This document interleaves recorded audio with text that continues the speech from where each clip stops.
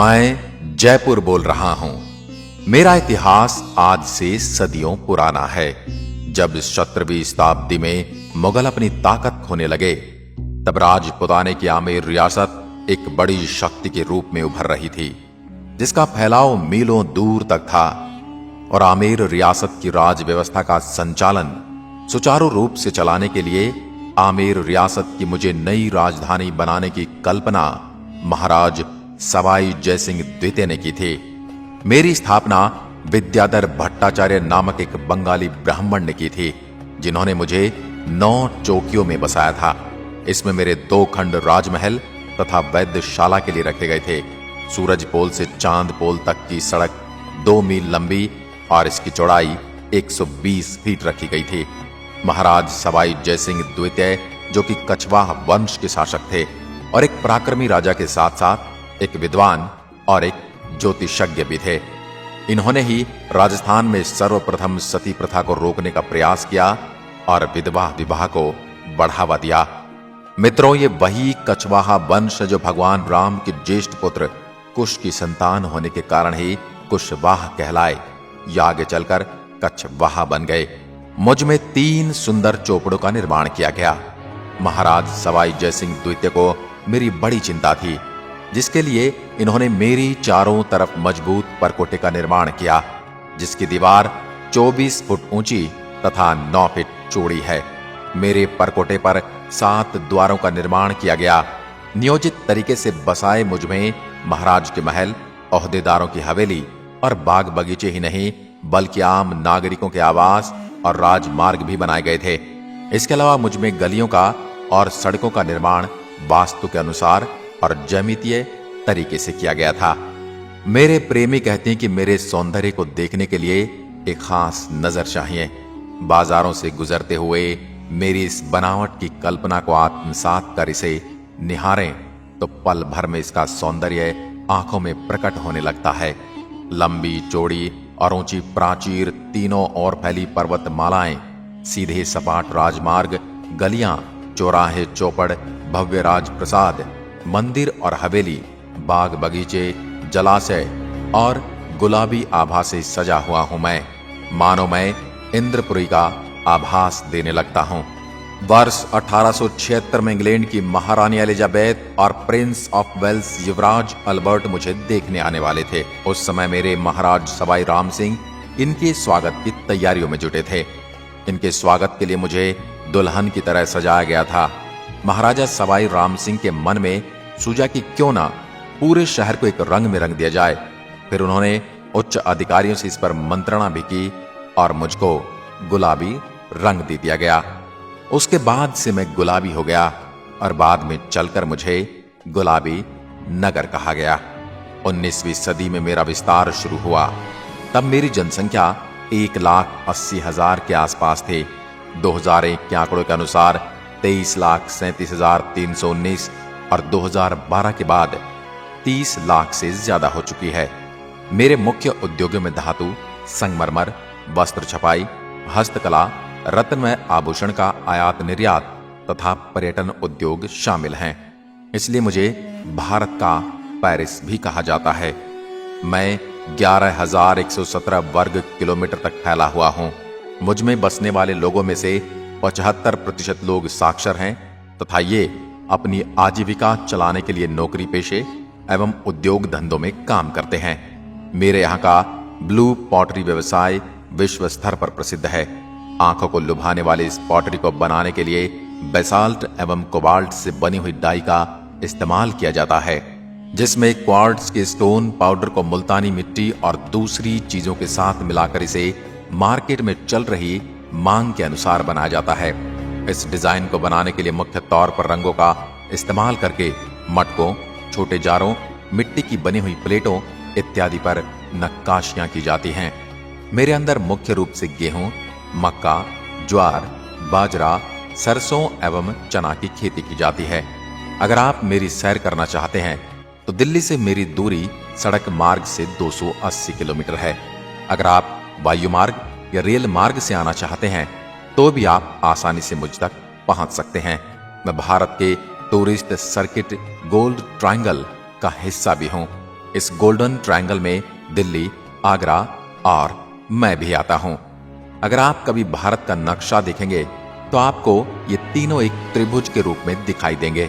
इस कारण इन्हें भारत का स्वर्णिम त्रिभुज यानी इंडियन गोल्डन ट्रायंगल कहा जाता है।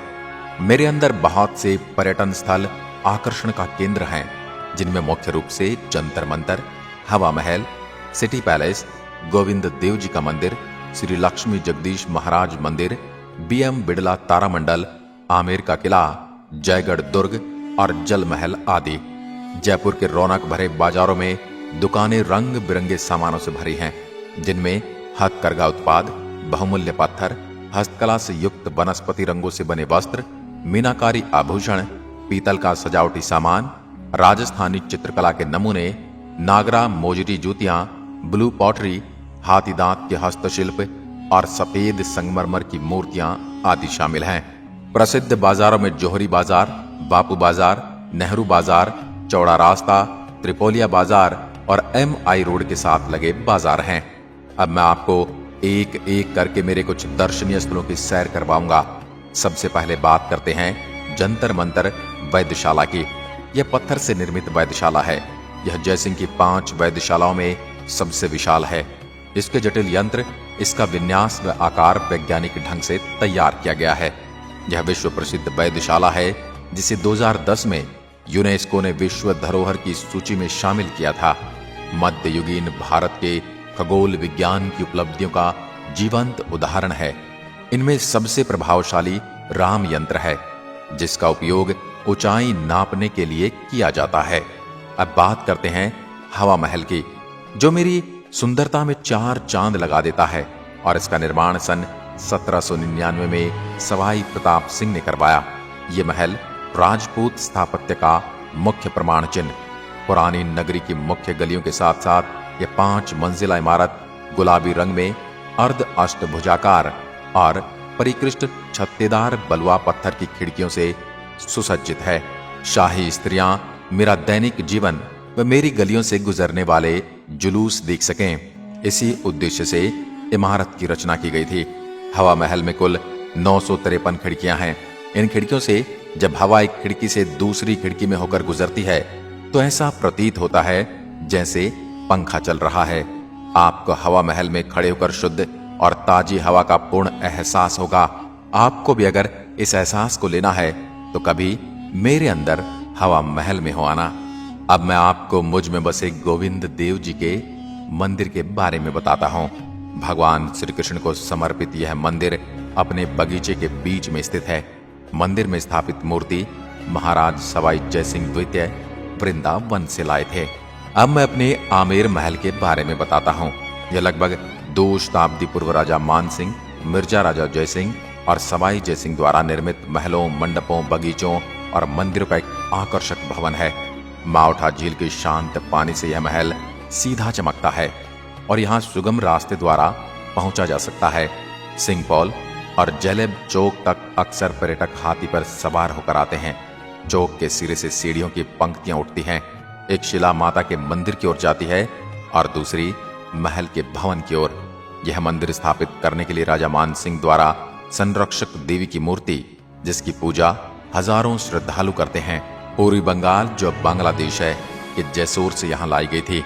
मेरे जयगढ़ किले के बारे में तो आपने सुना ही होगा, जहां तोपें ढालने का काम होता था। जहां आज भी एशिया की सबसे बड़ी तोप जयबाण विद्यमान है, जो इसकी सुदृढ़ता का प्रमाण देती है। मुझसे कुछ दूरी पर रामगढ़ झील मौजूद है, जिसमें पानी की आवाज बारिश से होती है।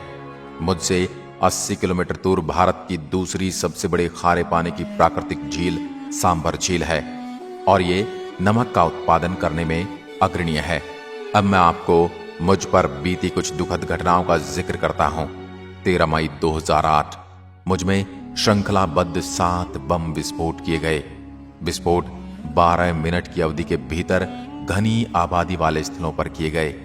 8वां बम निष्क्रिय पाया गया। प्रारंभिक सूचनाओं में मृतकों की संख्या 600 बताई गई। इन विस्फोटों को हवा महल के निकट सहित विभिन्न इलाकों में साइकिलों के जरिए अंजाम दिया गया।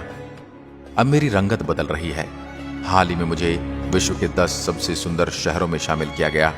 महानगर बनने की ओर अग्रसर हुए मुझ में आजादी के बाद कई महत्वाकांक्षी निर्माण हुए। एशिया की सबसे बड़ी आवासीय बस्ती मानसरोवर, राज्य का सबसे बड़ा सवाई मानसिंह चिकित्सालय, विधानसभा भवन, अमर जवान, MI रोड, सेंट्रल पार्क और विश्व के प्रसिद्ध बैंक आदि मुझ में बनाए गए। पिछले कुछ सालों से मुझ में मेट्रो संस्कृति के दर्शन होने लगे हैं, जिसमें चमचमाती सड़कें, बहुमंजिला शॉपिंग मॉल, आधुनिकता को छूती आवासीय कॉलोनियां आदि महानगरों की होड़ दिखाई दे रही है। पुराने जयपुर और नए जयपुर में नई और पुरानी संस्कृति के दर्शन जैसे इस शहर के विकास और इतिहास दोनों को स्पष्ट करते हैं।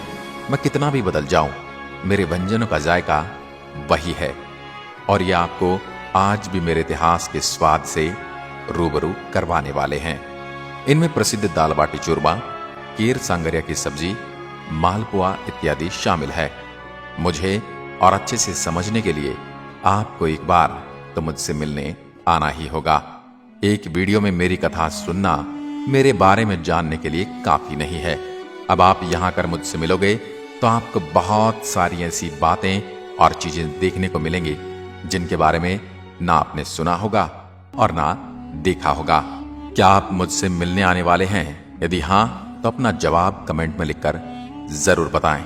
मैं जयपुर आपके आने की राह देखूंगा। आज की वीडियो में बस इतना ही। धन्यवाद। जय हिंद, जय भारत।